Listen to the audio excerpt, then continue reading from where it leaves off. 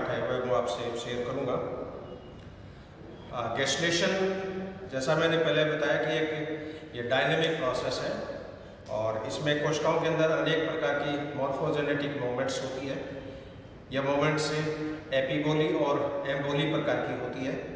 Emboli को भी दो पार्ट में अपन डिवाइड किया था, एक तो प्रिंसिपल एम्बोली और दूसरी एसेसरी एम्बोली। प्रिंसिपल एम्बोली की 4 टाइप मैंने आपसे शेयर करी है, एक तो इन्वेजिनेशन, एक इन्वोल्यूशन, इन्फिल्ट्रेशन और डीलेमिनेशन। सहायक एम्बोली के अंदर कई तरह के मूवमेंट है, जिसमें मुख्यतया कन्वर्जेंस की इवेंट होती है, डाइवर्जेंस की इवेंट होती है, सेल प्रोलिफरेशन की इवेंट होती है, सेल माइग्रेशन की इवेंट होती है, एक्सटेंशन की इवेंट होती है।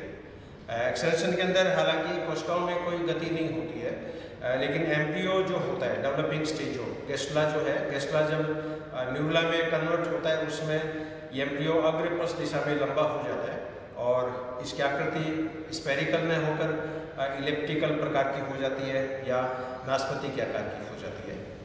हाँ, अब इन मोमेंट के बाद में कुछ पहलू और है जो काफ़ी इम्पोर्टेंट है और उसके बारे में शॉर्ट में मैं आपसे चर्चा करूँगा। इसमें 5 मेन एस्पेक्ट इस चैप्टर से संबंधित और है।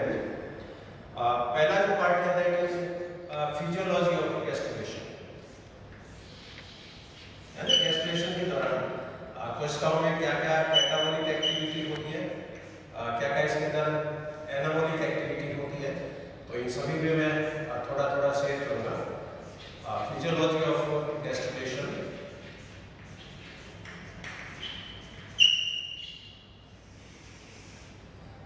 सेकेंड पार्ट है इसका जेनेटिक प्रोग्राम ऑफ गैस्ट्रेशन।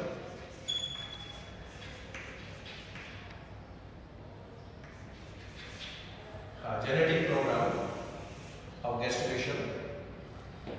तीसरा जो एस्पेक्ट है वो इसके अंदर है cellular properties. Cellular properties of gastrulation. चौथा पार्ट इसका रहेगा सिग्निफिकेंस का, गैस्ट्रेशन का क्या महत्व है, और लास्ट में कुछ चर्चा मैं जर्नलिस्ट जो बनती है इनका भविष्य क्या है या फेट ऑफ जर्नलिस्ट, जनरल कोशिकाओं का भविष्य। तो 5 ये पहलू है, 5 ये जो तथ्य है जो गैस्ट्रेशन से संबंधित है, इनका मैं एक एक करके आपसे शेयर करूंगा। First part is physiology of gestation. Physiology में मेटाबॉलिक एक्टिविटीज के अंदर मुख्यतया 2 ही इसके पार्ट हैं। एक तो कैटाबॉलिक एक्टिविटी, गैस्ट्रेशन के दौरान क्या क्या कैटाबॉलिक एक्टिविटी होती है और क्या क्या इसके अंदर एनाबॉलिक एक्टिविटी होती है। तो कैटाबॉलिक एक्टिविटी और एनाबॉलिक एक्टिविटी। कैटाबॉलिक एक्टिविटी में क्या होगा, कोई भी कॉम्प्लेक्स मॉलिक्यूल्स जो कि लोग के अंदर प्रेजेंट है, जिसमें ये कार्बोहाइड्रेट होते हैं, प्रोटीन्स होती है, लिपिड्स होती है, ये कॉम्प्लेक्स मॉलिक्यूल्स से सिंपल मॉलिक्यूल्स में कन्वर्ट हो जाता है। और जब भी कॉम्प्लेक्स मॉलिक्यूल सिंपल मॉलिक्यूल्स में कन्वर्ट होते हैं तो इसके अंदर एनर्जी जो है वो रिलीज होती है। इसलिए जितनी भी कैटाबॉलिक एक्टिविटी होती है वो एक प्रकार की एक्सोथर्मिक रिएक्शंस होती है, ऊष्माक्षेपीय क्रियाएं होती है, इसमें ऊर्जा की उत्पत्ति होती है और ये एनर्जी एटीपी के रूप में या अन्य फॉर्म के अंदर ये विभक्त होती है। जबकि एनाबॉलिक एक्टिविटी में कोई भी सिंपल मॉलिक्यूल्स, सामान्य जो मॉलिक्यूल्स हैं वो जटिल मॉलिक्यूल्स में कन्वर्ट हो जाते हैं। Simple molecules converted into complex molecules. यहाँ पर पहले सिंथेटिक एक्टिविटी चली है, जैसे एमिनो एसिड से प्रोटीन का संश्लेषण हो रहा है, फैटी एसिड और ग्लिसरॉल से लिपिड का संश्लेषण हो रहा है, डीएनए का संश्लेषण हो रहा है, आरएनए का संश्लेषण हो रहा है। तो मेनली जो सिंथेटिक एक्टिविटी है, संश्लेषण से संबंधित जो एक्टिविटी है वो एनाबॉलिज्म के दौरान संपादित होती है और इस प्रक्रिया के अंदर एनर्जी का यूटिलाइजेशन होता है। पहले वाले केस में बताते हैं तो एनर्जी रिलीज होती है, यहाँ पर एनर्जी का कंजप्शन होता है, एनर्जी का उपयोग होता है। इसलिए इस तरह की जो अभिक्रिया होती है वो एंडोथर्मिक रिएक्शंस के नाम से या ऊष्माशोषी अभिक्रियाओं के नाम से जानी जाती है। अब इसके कुछ मेन एग्जाम्पल मैं शेयर करूँगा। कैटाबोलिक एक्टिविटी में एक तो कोशिकाओं में जितना भी ग्लाइकोजन होता है, इस ग्लाइकोजन का सारा ब्रेकडाउन होता है, जितना भी स्टोर्ड ग्लाइकोजन होता है वो सारा कंज्यूम हो जाता है और ये ग्लाइकोजन लास्ट में फिर ग्लूकोज के अंदर ये कन्वर्ट हो जाएगा। तो ग्लाइकोजन का ग्लूकोज में कन्वर्जन हो रहा है, इसका मतलब एक तरह की ग्लाइकोजनोलाइसिस की प्रक्रिया यहाँ पर संपादित हो रही है।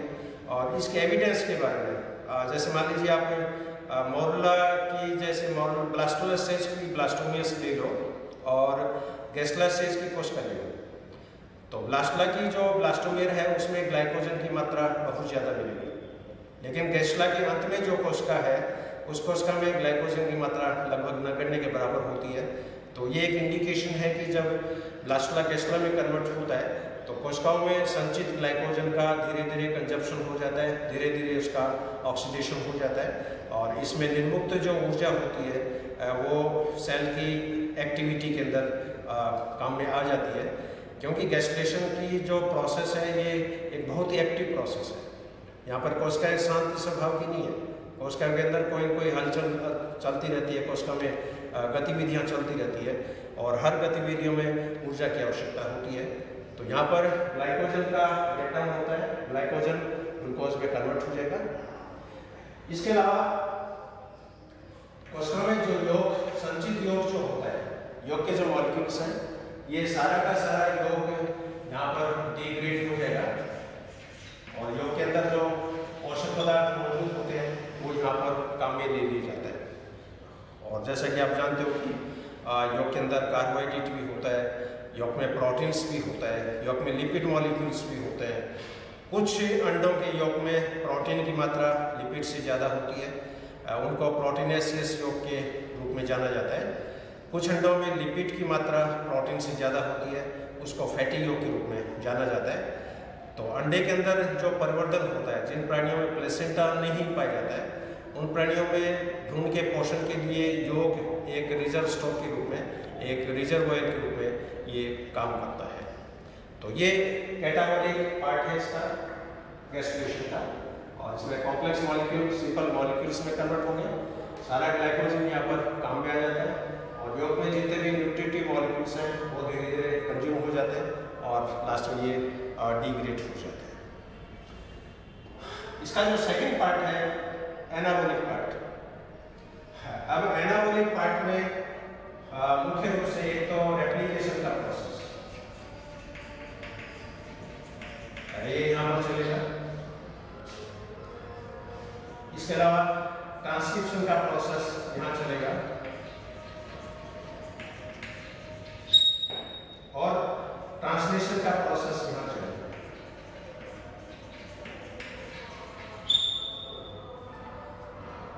रेप्लिकेशन के अंदर डीएनए से डीएनए की फॉर्मेशन होती है, डीएनए से डीएनए का निर्माण होता है, इसको ऑटोकैटालिटिक फंक्शन के रूप में भी मान सकते हैं। ट्रांसक्रिप्शन के अंदर डीएनए से आरएनए बनता है और यहाँ पर तीनों प्रकार के आरएनए बनेंगे। ट्रांसक्रिप्शन का मतलब ये नहीं कि डीएनए से मैसेंजर आरएनए का बनना ही ट्रांसक्रिप्शन कहलाता है। डीएनए से ट्रांसफर आरएनए बनता है, वो भी एक तरह का ट्रांसक्रिप्शन है। डीएनए से राइबोसोमल आरएनए जो बनता है वो भी एक तरह का ट्रांसक्रिप्शन है। तो यहाँ पर डीएनए से आरएनए के मॉलिक्यूल्स जो होते हैं वो बनते हैं और ट्रांसलेशन के अंदर आरएनए से प्रोटीन्स का ट्रांसलेशन होता है। तो ये इसका मेटाबॉलिक पार्ट है और मेटाबॉलिक पार्ट में दो एस्पेक्ट होंगे, catabolic part, anabolic part. Catabolic में जटिल मॉलिक्यूल सिंपल मॉलिक्यूल्स में कन्वर्ट होंगे और एनाबॉलिक पार्ट में सिंपल मॉलिक्यूल्स जटिल मॉलिक्यूल्स में कन्वर्ट होंगे। और जो जो गैस्ट्रेशन का प्रोसेस चलता है हर सेल्स में डिवीजन भी होता रहेगा और उस दौरान रेप्लिकेशन होता है, ट्रांसक्रिप्शन होता है, ट्रांसलेशन होता है। लेकिन यहाँ पर जो प्रोटीन्स जो बनेंगे वो प्रोटीन्स एक्चुअल में पैटर्नल क्रोमोसोम्स, यानी शुक्राणु के क्रोमोसोम में जो डीएनए होते हैं, उन डीएनए में उपस्थित जीन्स के द्वारा इन प्रोटीन्स का संश्लेषण होता है। क्योंकि क्लीवेज की स्टार्टिंग जो स्टेजेस होती है 10-11 डिवीजन, उसमें तो इन्फॉर्मोसोम्स के द्वारा प्रोटीन का संश्लेषण होता है। लेट क्लीवेज के अंदर मैटरनल जीनोम जो है, मैटरनल डीएनए जो होता है, वो प्रोटीन सिंथेसिस करता है। लेकिन गैस्ट्रेशन में प्योरली पैटर्नल जीन्स जो होते हैं, फादर के जो जेनी कंटेंट है, फादर के जो जीन्स हैं, उन जीन्स का यहाँ पर प्रोटीन सिंथेसिस होता है। और अलग अलग कोशिकाओं में अलग अलग प्रकार के प्रोटीन्स बनते हैं। इसलिए कहते हैं कि गैस्ट्रेशन के दौरान कोशिकाओं में एक प्रकार का रासायनिक विभेदन होता है। There is a chemo differentiation in each cell during the process of gastrulation. अब इसका सेकेंड पार्ट है जेनेटिक प्रोग्राम ऑफ गैस्ट्रेशन। अभी जैसे मैंने बताया कि स्टार्टिंग क्लीवेज जो होता है, स्टार्टिंग क्लीवेज में इन्फॉर्मोसोम्स के द्वारा प्रोटीन्स का संश्लेषण होता है।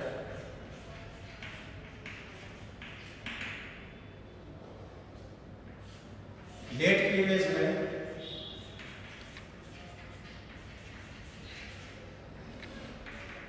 मैटरनल जीन्स जो होते हैं, यानी मदर के जीन, इन जीन्स के द्वारा प्रोटीन का संश्लेषण होता है। लेकिन गैस्ट्रेशन के दौरान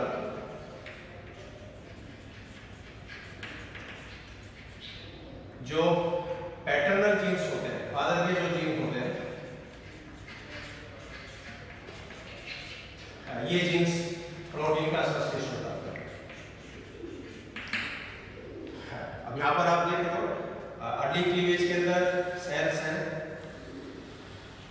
इसके अंदर अलग तरह के प्रोटीन्स के मॉलिक्यूल्स हैं। लेट क्लीवेज की जो सेल्स है, इसके अंदर अलग तरह के प्रोटीन के मॉलिक्यूल्स हैं। और गैस्ट्रेशन में जो सेल्स बनती है, इसमें अलग तरह के प्रोटीन्स के मॉलिक्यूल्स हैं।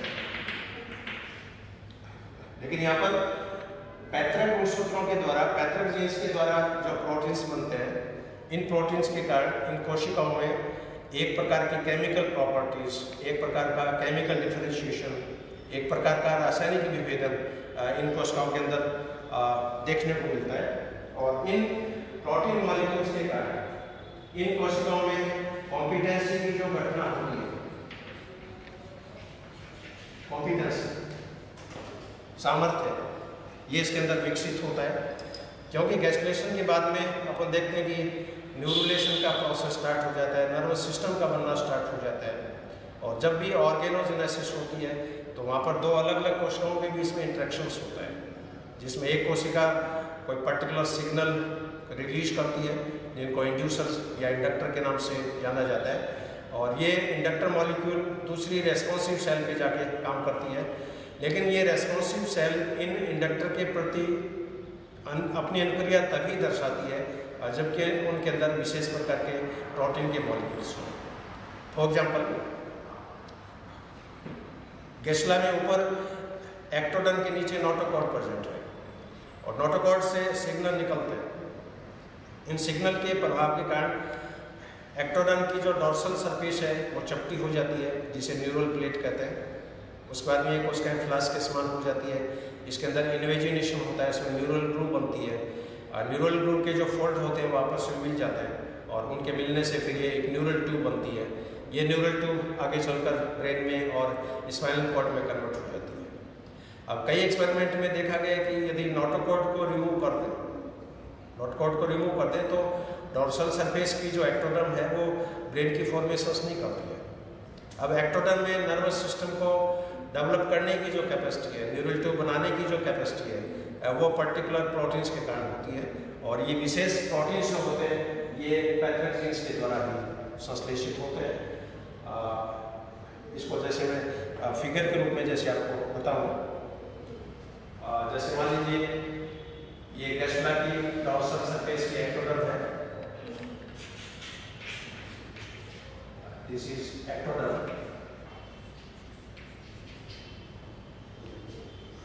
इसके नीचे ये नोटोकॉर्ड है, दिस इज नोटोकॉर्ड। यहाँ पर नोटोकॉर्ड जो है इससे पर्टिकुलर सिग्नल निकलते हैं, पर्टिकुलर संकेत निकलते हैं, और ये संकेत एम्ब्रियोनिक इंडक्शन की जो प्रक्रिया होती है उसको ये प्रारंभ करता है। लेकिन इन इंडक्टर मॉलिक्यूल के प्रति रेस्पॉन्स एक्टोडर्म की सेल तभी दर्शाती है जब उसके अंदर विशेष प्रकार के प्रोटीन्स उपस्थित हो। अब इन सक्सेसिव चेंजेस में सबसे पहले ये डोर्सल सरफेस की जो एक्टोडर्म है ये चपटी हो जाती है, चपटी हो जाती है, तो इस रचना को न्यूरल प्लेट के नाम से जाना जाता है। इट इज कॉल्ड एज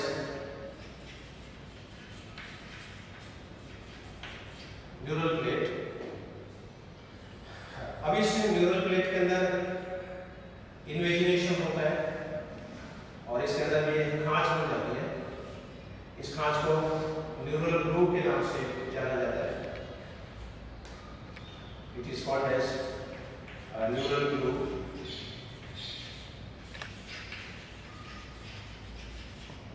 और इसके जो भाग है ये भाग कहलाते हैं न्यूरल फोल्ड।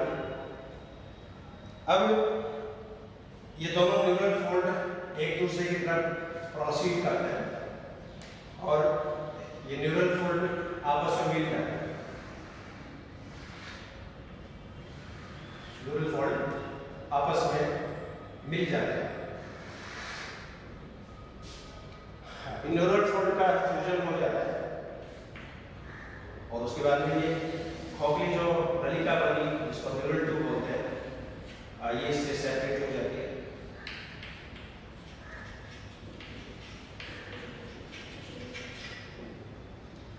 अब ये जो न्यूरल ट्यूब है ये खोखले पाइप के समान है। It is just like a hollow pipe. इस ट्यूब में आगे भी न्यूरोपोर है, एंटीरियर न्यूरोपोर, पीछे भी इसके अंदर छेद होता है, पोस्टीरियर न्यूरोपोर। अब इस न्यूरल ट्यूब का आगे का जो भाग होगा वो ब्रेन में कन्वर्ट हो जाता है और पीछे का जो भाग होता है वो स्पाइनल कॉर्ड में कन्वर्ट हो जाता है। और न्यूरल ट्यूब के अगले भाग में ये तीन लोब जो होते हैं ये डेवलप हो जाते हैं। आगे का जो लोब है ये अग्र मस्तिष्क बनाता है या फोर ब्रेन। बीच का जो लोब है ये मिडिल ब्रेन बनाता है और पीछे का जो लोब है ये पश्च मस्तिष्क या हाइंड ब्रेन का निर्माण करता है और पीछे का ये जो पार्ट है ये स्पाइनल कॉर्ड में कन्वर्ट होता है।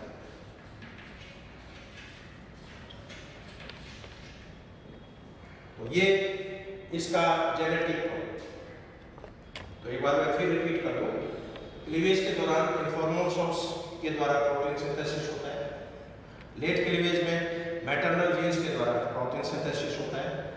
गैस्ट्रेशन के अंदर पैटर्नल जीन्स के द्वारा प्रोटीन सिंथेसिस होता है और इन प्रोटीन्स के कारण इन कोशिकाओं में कॉम्पिटेंसी की जो क्षमता होती है वो डेवलप होती है, क्योंकि आफ्टर गैस्ट्रेशन जर्म लेयर्स बन जाती है, एक्टोडर्म, मेसोडर्म, एंडोडर्म, और ये जर्म लेयर बॉडी के फिर अलग अलग अंगों का निर्माण करती है। बॉडी में जब भी ऑर्गन फॉर्मेशन होती है वहाँ पर एम्ब्रियोनिक इंडक्शन की घटना संपादित होती है, कॉम्पिटेंस की घटना संपादित होती है। लेकिन कॉम्पिटेंसी तभी डेवलप होगी जब उनमें पैटर्नल जीन्स द्वारा निर्मित प्रोटीन्स उपस्थित हों। ये एक एग्जाम्पल के रूप में मैंने आपको बताया। ये गैस्ट्रा की डोर्सल सरफेस है, इसके नीचे नोटोकॉर्ड है और नोटोकॉर्ड से पर्टिकुलर केमिकल्स निकलते हैं। इन केमिकल्स के कारण ये एक्टोडर्म न्यूरल ट्यूब का निर्माण करती है। तो इस इंडक्टर के प्रति सबसे पहले डोर्सल सरफेस चपटी हो जाएगी, इसको न्यूरल प्लेट बोलेंगे। फिर इसके अंदर इन्वेजिनेशन होगा, ये खांच बनती है, इसको न्यूरल ग्रूव बोलते हैं। इसके जो भाग है इसको न्यूरल फोल्ड बोलते हैं। ये न्यूरल फोल्ड आपस में मिल जाता है और इनके फ्यूजन के बाद में ये न्यूरल ट्यूब सेपरेट हो जाती है। ये न्यूरल ट्यूब डोर्सल सरफेस का एक पाइप के रूप में प्रेजेंट है। इसका अग्र भाग ब्रेन में कन्वर्ट होगा, इसका पश्च भाग स्पाइनल कॉर्ड में कन्वर्ट होगा और अग्रभाग में for brain, middle brain, hind brain, इनका डेवलपमेंट होता है और पीछे का पार्ट जो है वो स्पाइनल कॉर्ड में कन्वर्ट हो जाता है। और आगे चलेंगे तो ये पूरा ब्रेन फिर क्रेनियम के द्वारा प्रोटेक्ट हो जाएगा, यानी कपाल बन जाता है, खोपड़ी बन जाती है और स्पाइनल कॉर्ड के चारों रीढ़ की हड्डी बन जाती है। तो ये गेस्टेशन का जेनेटिक प्रोग्राम और ये इसका सेकेंड एस्पेक्ट। इसका थर्ड एस्पेक्ट है सेलुलर प्रॉपर्टीज। अभी जैसे मैंने बताया कि जो गेस्टेशन का प्रोसेस होता है, कोशिकाओं में विशेष प्रकार के प्रोटीन्स का संश्लेषण होता जाता है और ये प्रोटीन से पैटर्नल जीन्स के द्वारा, यानी शुक्राणु के क्रोमोसोम्स में जो जीन्स प्रेजेंट है उन जीन्स के द्वारा इन प्रोटीन्स का सिंथेसिस होता है। अब अलग अलग केमिकल मेकअप होने के कारण सेल की जो सरफेस प्रॉपर्टीज है विशेषकर वो भी यहाँ पर परिवर्तित होती है। इसमें कुछ एग्जाम्पल मैं आपसे डिस्कस करूँगा। जैसे ब्लास्टोमा के दौरान जो कोशिकाएं बनती है, ये कोशिकाएं अमीबॉइड प्रकार की और इन कोशिकाओं के अंदर स्यूडोपोडिया डेवलप होते हैं और ये स्यूडोपोडिया चूंकि अंगुली के जैसे है दिखने में, इसलिए इनको लोबोपोडिया का नाम दिया। लेकिन यही कोशिकाएं जब गेस्ला स्टेज के अंदर ये प्रवेश करती है तो इन कोशिकाओं की आकृति परिवर्तित हो जाएगी। ये सेल फ्लास्क के समान हो सकती है, दे बिकम फ्लास्क सेल। ये कोशिकाएं शंकुरूपी हो सकती है, दे बिकम कोनिकल। ये कोशिकाएं बॉटल के समान हो सकती है, दे बिकम बॉटल शेप। या ये कोशिकाएं पिरामिड के समान हो सकती है, दे बिकम पिरामिड। अब इस शेप के चेंज होने से फायदा क्या होगा? यहाँ पर फिर मैं एग्जाम्पल वही न्यूक्लिएशन वाला जैसे यूज करता हूँ। सपोज गेस्ला में जो एक्टोडर्म है, ये कोशिकाएं नॉर्मल प्रकार की है, they are normal in shape. और इसके नीचे ये नोटोकॉर्ड प्रेजेंट है।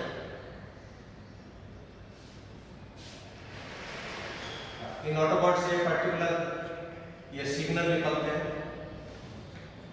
जो इंडक्शन प्रभाव को प्रेरित करते हैं। अब इन सिग्नल्स के कारण इस डोर्सल सरफेस की जो एक्टोडर्म है, इन कोशिकाओं की आकृति यहाँ पर चेंज हो जाएगी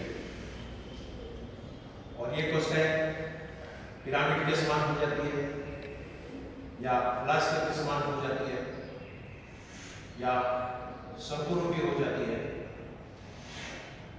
और बाकी की जो सेल है वो वैसे की वैसे रहेगी। तो यहाँ पर डोर्सल सरफेस की जो सेल्स थी, ये कोशिकाएं फ्लास्क के समान होगी या पिरामिड के समान होगी या बॉटल के समान होगी या शंकुरूपी होगी। और इन कोशिकाओं का संकरा सिरा है वो भीतर की तरफ है, चौड़ा सिरा जो है वो बाहर की तरफ है। अब इन कोशिकाओं में यहाँ पर इन्वेजिनेशन होगा, अंतर्वलन होगा और अंतर्वलन होता है तो ये एक तरह की खांच बन जाती है।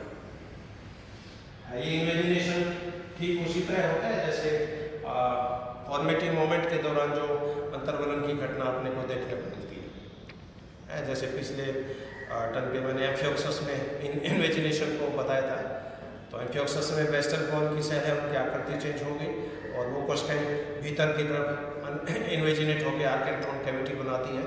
अब यहाँ पर ये जो कैविटी बन रही है ये एक्चुअल में neural groove, this is neural groove या न्यूरल खांच और इसकी जो कोशिका है वो इस तरह की है, दे आर पिरामिडल।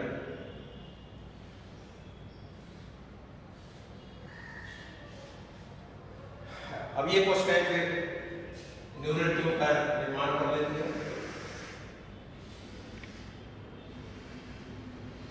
और ये न्यूरल ट्यूब आगे चलकर ब्रेन में और स्पाइनल कॉर्ड में कन्वर्ट होती है।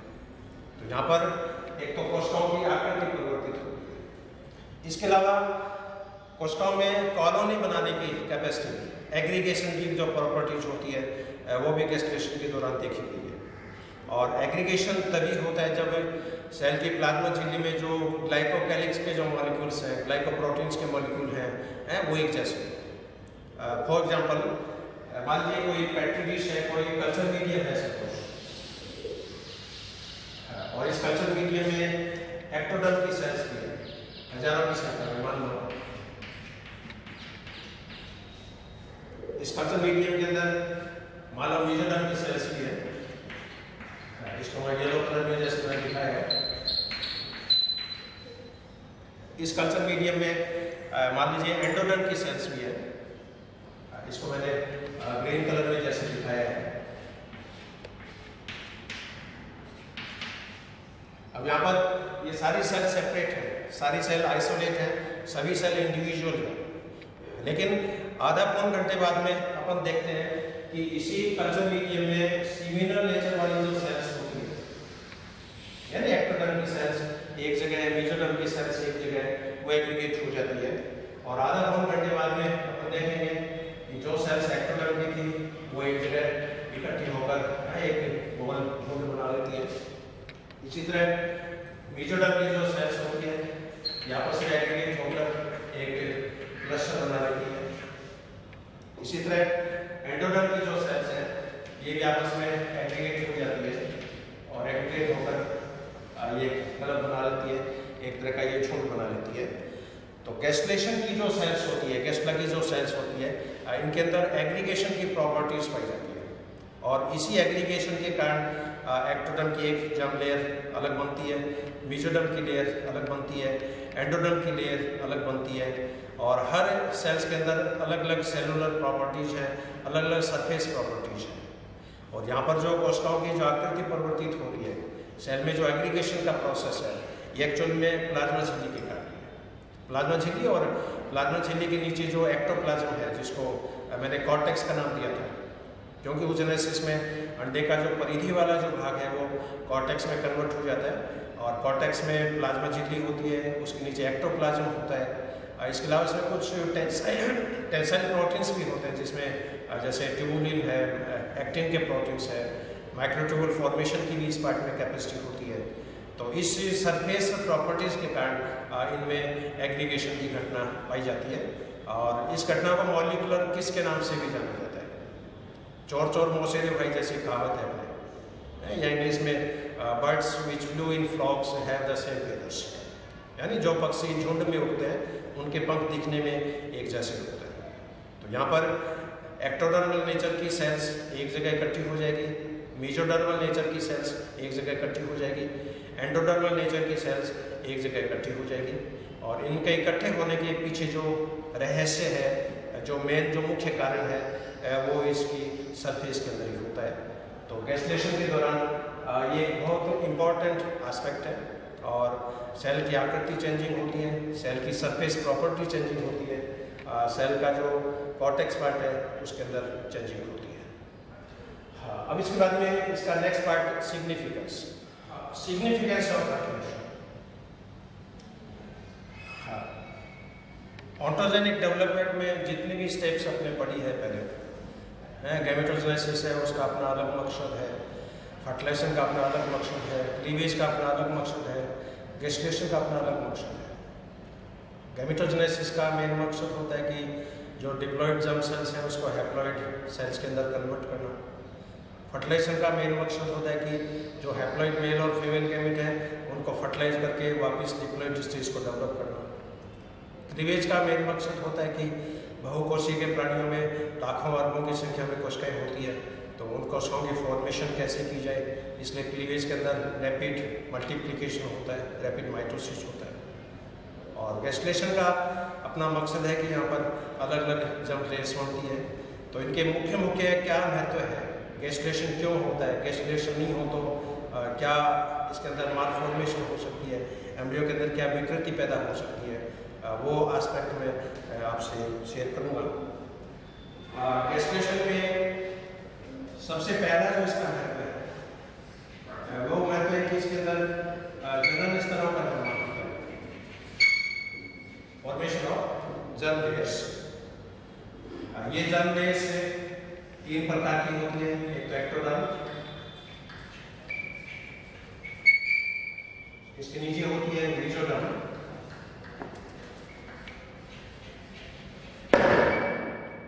और इसके नीचे होती है एंडोडर्म। कुछ गैस्ट्रा में एक्टोडर्म और एंडोडर्म होती है, मेसोडर्म नहीं होगी।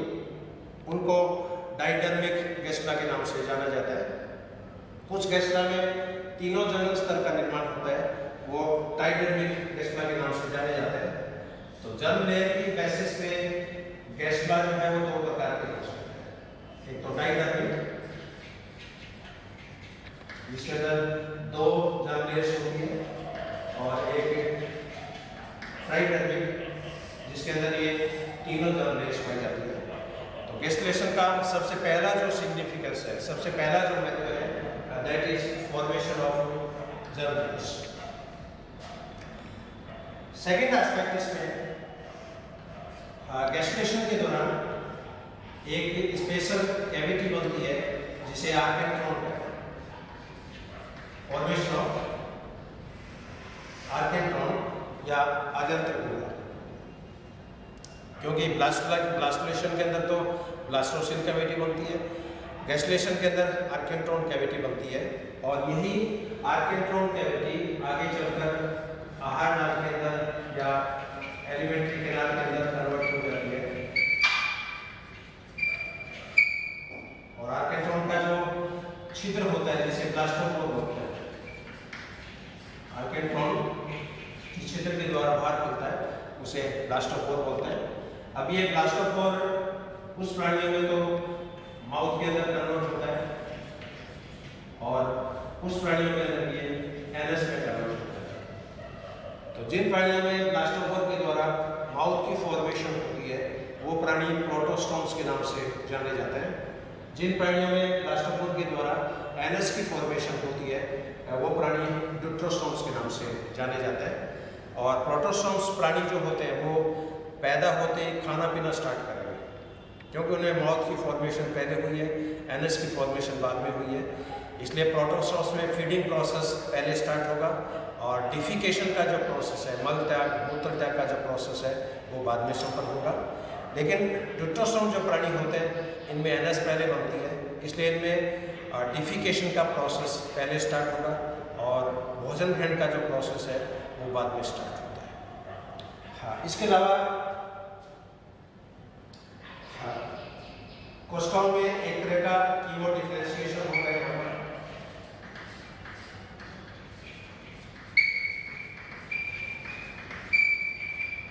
कोशिकाओं में एक प्रकार का रासायनिक विभेदन हो रहा है, क्योंकि गैस्ट्रेशन के दौरान पैटर्नल जो जीन्स होते हैं वो जीन्स यहाँ पर एक्टिव हो जाते हैं, और पैतृक जीन्स के द्वारा जब अलग अलग प्रकार के प्रोटीन संश्लेषित होंगे तो हर कोशिका की अलग अलग कोशिका की कॉम्पिटेंसी जो होती है वो अलग अलग प्रकार की होती है। तो रासायनिक विभेदन की जो परिघटना होती है वो यहाँ पर संपन्न होती है। और इसके अलावा मान लो गैस्ट्रेशन नहीं हो सकता, क्योंकि ब्लास्टुलर जो स्टेज है वो खोखली है, और खोखली होती है तो इन्वेजिनेशन और इन्वोल्यूशन के कारण मेसोडर्म और एंडोडर्म की जो सेल्स होती है वो अंदर की तरफ प्रवास करके चली जाती है, और इसी माइग्रेशन के कारण अपनी बॉडी के अंदर जो भी ऑर्गेन्स हैं वो फॉर्मेशन होता है। अदरवाइज तो क्या होगा है उसके अंदर एक्सोगैस्ट्रा की फॉर्मेशन हो जाएगी। एक्सोगैस्ट्रा, और एक्सोगैस्ट्रा में क्या होता है कि भाई जैसे गैस्ट्रे में सबसे बार एक्टोडर्म होनी चाहिए, सबसे बार एक्टोडर्म, इसके नीचे मेसोडर्म,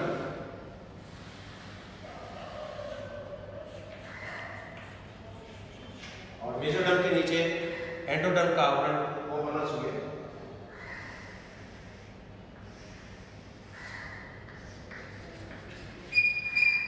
अब यहाँ पर मेसोडर्म और एंडोडर्म की लेयर तभी जब फॉर्मेटिव मोमेंट हो, और फॉर्मेटिव मोमेंट्स के कारण सेल बाहर से अंदर की तरफ प्रवेश करती है। यदि गैस्ट्रेशन नहीं होगा, फॉर्मेटिव मोमेंट्स नहीं होगी, तो मेसोडर्म और एंडोडर्म की कोशिकाएं ब्लास्टोसिल के अंदर प्रवेश नहीं करती है, और उसका परिणाम क्या होगा, इसके अंदर एक्सोगैस्ट्रा की फॉर्मेशन होती है। और एक्सोगैस्ट्रा में कई बार मनुष्यों में ऐसे बच्चे पैदा हो जाते हैं जो ऑर्गेन अपनी थोरेसिक कैविटी में होना चाहिए, एब्डोमिनल कैविटी में होना चाहिए, वो ऑर्गेन बॉडी के बाहर बन जाते हैं। तो कई बच्चे ऐसे अखबारों में न्यूज आती है कि उस बच्चे का हार्ट है वो छाती के बाहर विकसित हो रहा है, कई बार आमाशय है वो छाती के बाहर है विकसित हो रहा है, कई बार ब्रेन बन जाता है लेकिन ब्रेन के ऊपर कपाल नहीं बनता है, कई बार जो स्पाइनल कॉर्ड होता है वो रीढ़ की हड्डी से बाहर निकल जाता है। तो इस तरह की विकृतियाँ आए दिन अखबारों में जैसे देखने को मिलती है। ब्रेन के ऊपर जैसे कपाल नहीं बना, क्रेनियम की फॉर्मेशन नहीं हुई, तो ये घटना बनाती है न्यूरल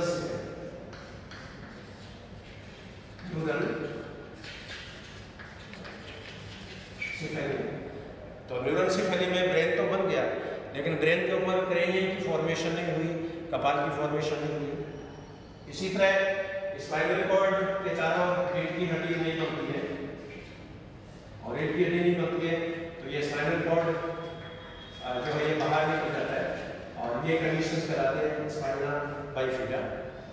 और स्पाइना बाइफिडा के केस आपने कई बार ये देखा होगा, अपने गोपाष्टमी का जो मेला आता है, गौशाला में गायों का जो फेस्टिवल होता है, उसमें साधु लोग कुछ ऐसे बछड़े रखते हैं जिनकी पीठ के ऊपर एक मांस का टिश्यू सा बाहर निकला रहता है रीढ़ की हड्डी के बाहर।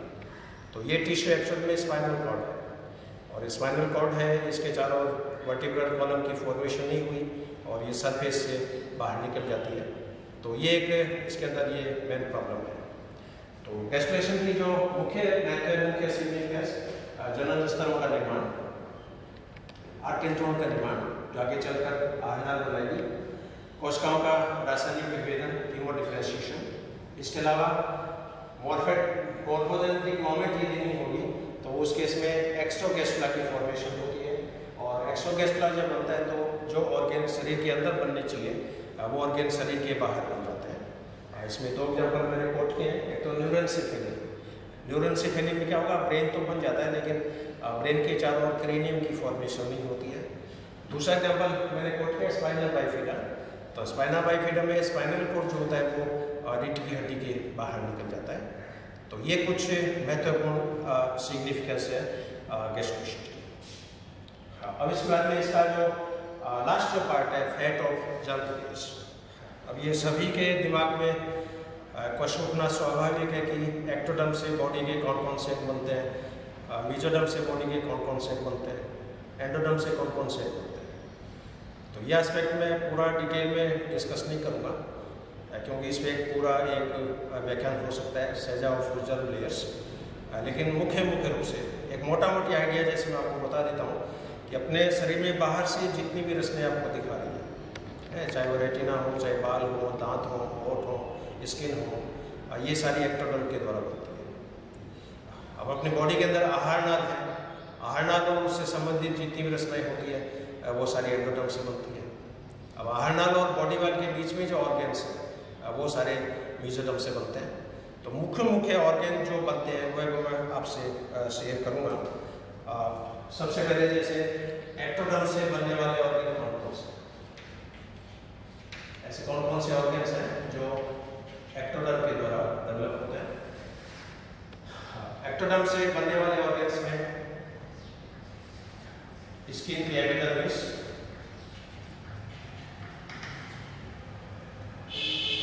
Cranial, central nervous system, central nervous system में ब्रेन आ गया, स्पाइनल कॉर्ड आ गया, नजल एपिथेलियम,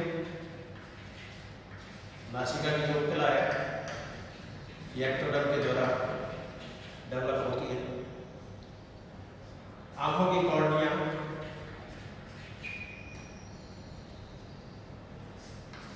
आर्नाल का स्ट्रोमोडियम वाला पार्ट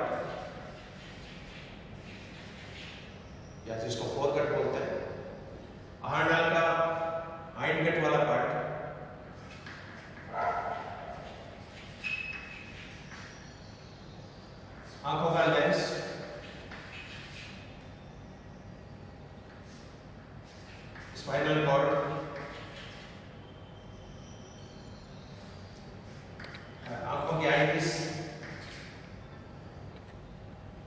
रेटिना, इसके अलावा पिट्यूटरी ग्लैंड, पीयूष और पीनियल ग्लैंड।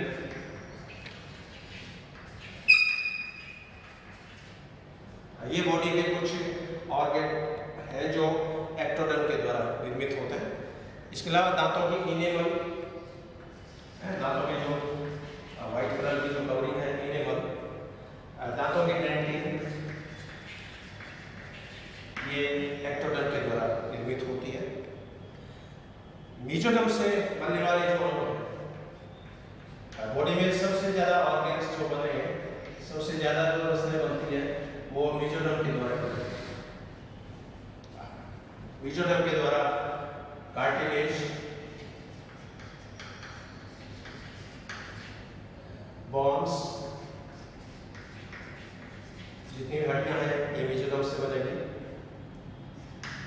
मांसपेशियां, मसल्स, त्वचा की डर्मिस,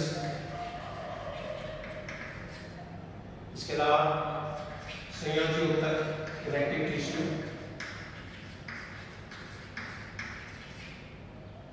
इसके अलावा एडिनल ग्लैंड का कुछ पार्ट, आंखों की जितनी भी मांसपेशियां हैं, आई मसल्स। अब ये ऑर्गन्स से बनते हैं तो मांसपेशियों के छोटे छोटे सोमाइट्स बन जाते हैं, छोटे छोटे कायखंड बन जाते हैं गैस्ट्रेशन के बाद। इन कायखंडों को भी अलग अलग नोमेनक्लेचर दिया जाता है, जैसे मायोटोम,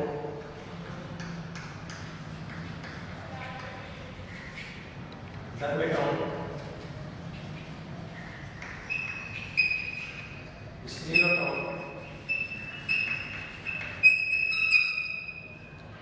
मायोटोम है ये आगे चलकर मसल्स बनाएंगे, कोई भी मसल्स हो, चाहे कार्डियक मसल्स हो, चाहे स्केलेटल मसल्स हो, चाहे विसरल मसल्स हो, जितनी भी मांसपेशियां हैं वो मायोटोम्स के द्वारा बनेगी। डर्मेटोम से त्वचा की डर्मिस बनती है, कनेक्टिव टिश्यूज बनते हैं। स्क्लेरोटोम से हड्डियां बनती हैं, हड्डियों के अंदर जैसे कार्टिलेज का पार्ट है वो भी इसी से बनेगा, हड्डियों का जो पार्ट है इससे बनेगा। और बोन्स में भी कुछ बोन ऐसे हैं जो बॉडी की मेन एक्सिस बनाती है, जिसमें एक्सियल स्केलेटन के नाम से जाना जाता है। और कुछ अस्थियां ऐसी जो पंख बनाती हैं हाथ और पैर, वो अपेंडिकुलर स्केलेटन के नाम से जाना जाता है। अक्षय कंकाल के अंदर कपाल हो गया, जैसे ब्रेन का जो शोकेस है, वर्टिब्रल कॉलम हो गया, इसके अलावा पसलियाँ हो गई, ये सारा बॉडी का एक्सियल कंकाल है। उपंगीय कंकालों में दोनों पेक्टोरल गर्डिल, हाथ की ह्यूमरस, रेडियोल्ना, कार्पल, मेटाकार्पल, अंगुलियां, फैलेंजेस। टांगों के अंदर जैसे पेल्विक गर्डल हो गई, फीमर हो गई, टिबियोफिबुला हो गई, टार्सल हो गई, मेटाटार्सल। इसके अलावा जितने भी आवरण हैं अंदर हैं, जैसे हार्ट का जैसे पेरिकार्डियम आवरण है, फेफड़ों का जैसे प्लूरा आवरण है, शिलोम का जैसे पेरिटोनियम आवरण है, ये सारा मेसोडर्म से बनता है। और बॉडी का जो मैक्सिमम पार्ट जो है लगभग 60% से भी ज़्यादा कंट्रीब्यूशन मेसोडर्म का होता है। इसके अलावा एंडोडर्म से बनने वाली जो रचना है ये सबसे कम होती है, सबसे कम ऑर्गन फॉर्मेशन एंडोडर्म के द्वारा ही होता है। और एंडोडर्म से बनने वाली रचनाओं में मुख्य रूप से आहार नाल, alimentary canal, trachea, bronchus,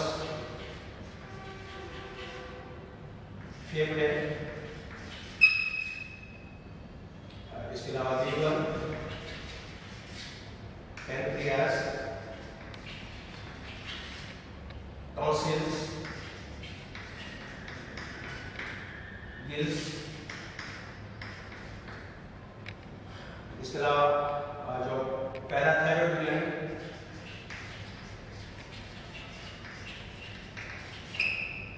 thyroid gland,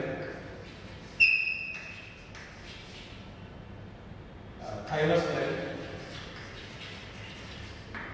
ये कुछ ग्रंथियां हैं जो एंडोडर्म्स के द्वारा बनती है। तो ये नट सेल में इसका फैट मैंने आपको बताया। बाकी ये पार्ट भी बहुत डिटेल में है, इसमें अलग अलग सोमाइट्स बनते हैं, सबका अलग अलग यहाँ पर डाइवर्स वेरिएशन है। तो ये ऑर्गेनोजेनेसिस होता है, इसके अंदर मॉर्फोजेनेसिस होता है। और बॉडी में ऑर्गेन फॉर्मेशन तभी होती है जब इंडक्शन हो, कॉम्पिटेंस हो, उसमें पर्टिकुलर सिग्नल जो होते हैं वो काम करते हैं, पर्टिकुलर संकेत काम करते हैं। कुछ केस में हार्मोन्स की रिक्वायरमेंट होती है, पर्टिकुलर आयनों की आवश्यकता होती है। तो गैस्ट्रेशन के बाद में अपना जो नेक्स्ट जो टॉपिक रहेगा डिस्कशन का वो एम्ब्रियोनिक इंडक्शंस का रहेगा। तो ये ओवरऑल गैस्ट्रेशन के कुछ जो बचे एस्पेक्ट थे वो मैंने आपसे डिस्कस किए।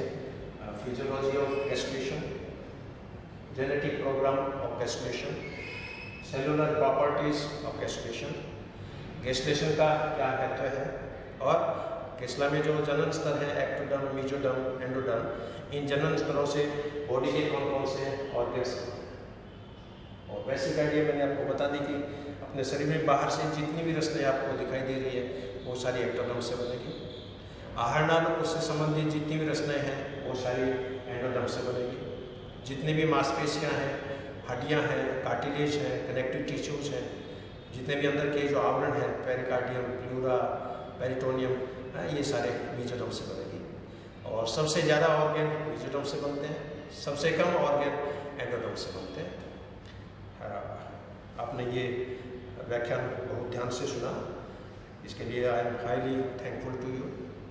और आपको किसी भी तरह की कोई क्वेश्चन हो, कोई क्वेरी हो, आप ईमेल के द्वारा संपर्क कर सकते हैं, व्हाट्सएप ग्रुप के द्वारा संपर्क कर सकते हैं, और पर्सनल विजिट करके भी डिपार्टमेंट में आप मिल सकते हैं। एक बार पुनः आप सभी का धन्यवाद। Thank you very much.